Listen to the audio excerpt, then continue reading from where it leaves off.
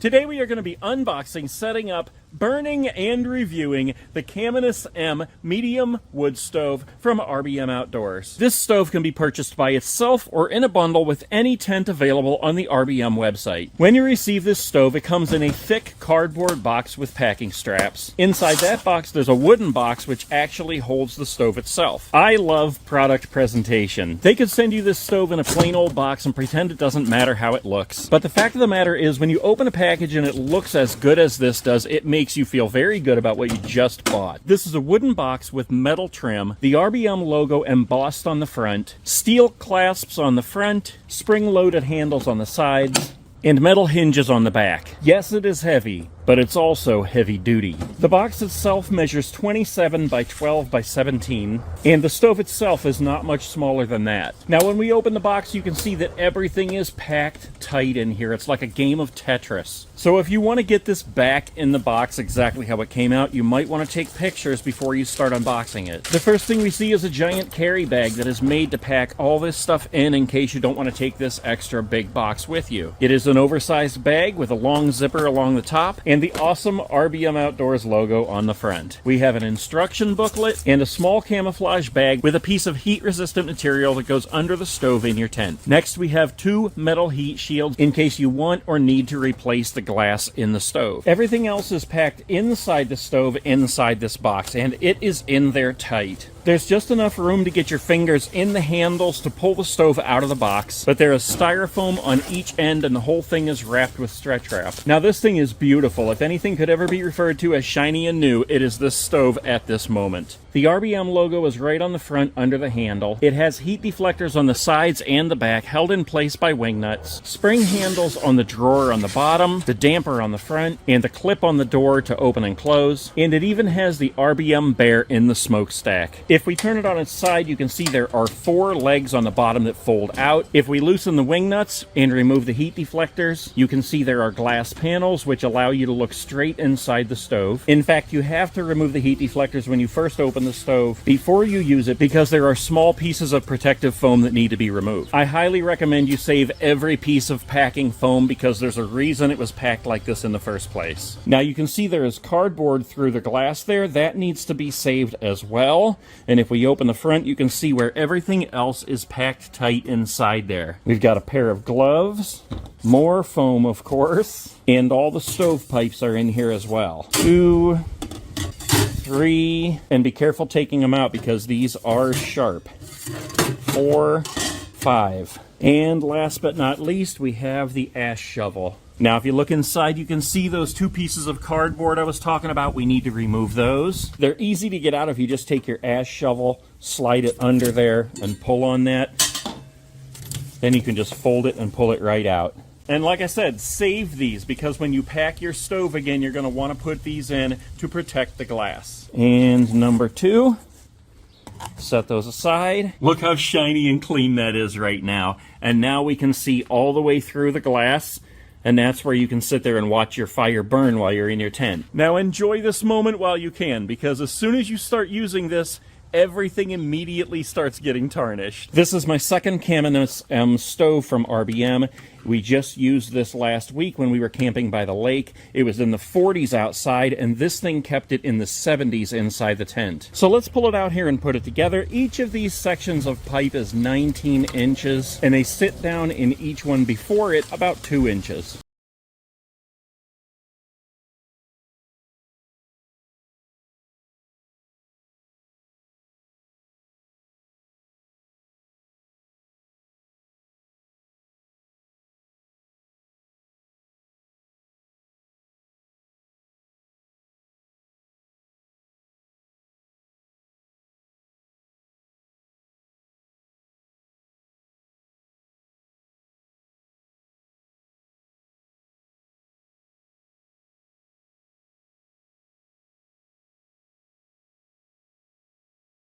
So when everything is assembled, this stands just over 9 feet tall. Look at that. That is a good looking stove right there. And look how tall that pipe is. I know, I'm easily amused, but I love camping. Now, there is a spark arrestor built into this, and if we look up at the top here, you can see there are D-rings where if you need to tie it down, you can in windy weather. Now, I've seen a lot of people ask online, why is the stovepipe in the front of the stove? The reasoning RBM gives for this is that the back of the stove is going to be facing the wall of the tent. The wall of the RBM tents do not come up and just form a 90-degree angle. They come up a little ways and then go at about a 45-degree angle. Having the pipe in the front of the stove allows it to go up through the roof of the tent at a higher area, which gives it much more stability. If the pipe came out of the tent right here and the wind was blowing hard, you only have right here for the tent to hold it in place. But if it comes out of the tent like way up here, the wind's blowing and you have the security of the tent right there, the stove jack, to hold it into place. At least that's the way I understand it. Now, just for a second here, if you've noticed this giant green bag in the background here, this is actually another brand new tent from RBM Outdoors. They just sent it to me. This is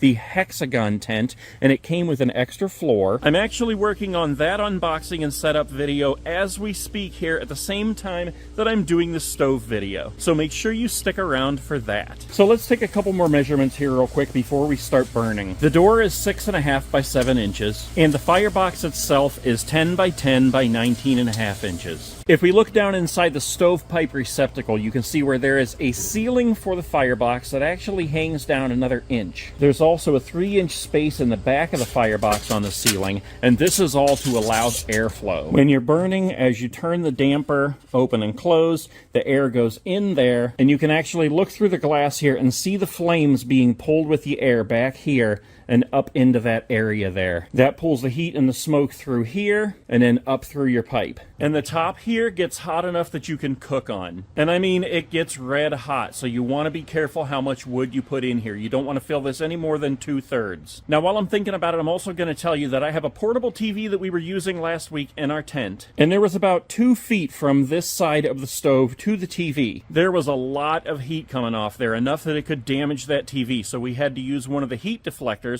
And with that in place, it redirected the heat through here, up and around, so we were able to have that TV over there without the heat damaging it. How cool is this? Shiny and new and waiting for its first fire. We're not actually going to burn it in here. I just wanted to show you how it's going to look when you set it up. The fire mat goes down first. You unfold the legs, set the stove on there, and then you build your pipe going up through the stove jack. And if we come around the back here, you can see where the stove pipe comes up through that jack. I'll tell you what, I am so excited to take this tent camping, guys. Okay, so we're ready to start burning a little bit in this stove. When you first get this, you need to burn it for an hour outside. The directions say just to burn off any kind of chemicals or anything. So we're going to do that in a second here, but first I wanted to tell you about these ropes that come with it. And what these actually are gaskets. If you should happen to break your glass or you just want to swap this out for the other heat deflectors, these actually go around the inside to form a seal. I was kind of unsure about what these were, so I contacted RBM just to make sure,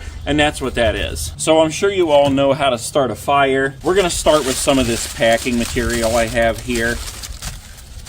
Put that in there. And the other day, just before I was going to film this segment, it started raining. So this is a completely different day I'm finishing this. But I had left my bundle of wood outside, so it got wet. So we're going to use this stuff today called hot snot. And what this is a flammable gel. You basically just take the top off, use the lid to pop it open, and then you put a little bit on your log, just like that. This wood has dried out, but it is still kind of wet, so this will burn all the way down there, and it'll help you to start your fire. Even if this piece of wood was completely soaking, that would burn. Go ahead and put that in there along with a couple other pieces. And you can see how that just burns in there perfect. I love that hot snot. That stuff is a perfect fire starter. You can see how it's already catching the piece of wood above it. And these pieces are cut smaller, more like kindling. That's what you want to get your fire started. You can see how the glass starts getting dark in there. Yeah, there we go. Now it's starting to burn pretty good. That wood was a little wet, but you just got to mess with it. Some twigs, some cardboard. And I'll tell you, it's fun to have this going in the tent too. It's fun to look at, it's relaxing, and it heats the whole place up. So with the door closed and the damper open, you can see what I was talking about earlier, how you can see the air pulling the fire through here. And then it goes up through, warms this up, and up through your stovepipe. And if you open the door, the flames immediately kick up higher. You'll see how that kind of calms it down there when we close it. You can see we got a little bit of smoke coming out of there. That's always a cool sight. But yeah, even over here you can see it better where the air is pulling it through and the fire goes, like swoops up this way where it goes into the top there. And you do not want to touch the top of that stove right now because it is hot enough to cook on. Yeah, you can really feel the heat coming off of there now. That's not a crack in the glass there, by the way. That's from where some of the wood scratched on the soot. Another thing I want to point out is that these springs do not get hot. You can see that I can touch them with my bare fingers. Everything else you've got to be wearing these gloves to touch because the rest of it gets very hot. But this drawer down here, I wanted to show you. This pulls out, it goes the entire length of the stove.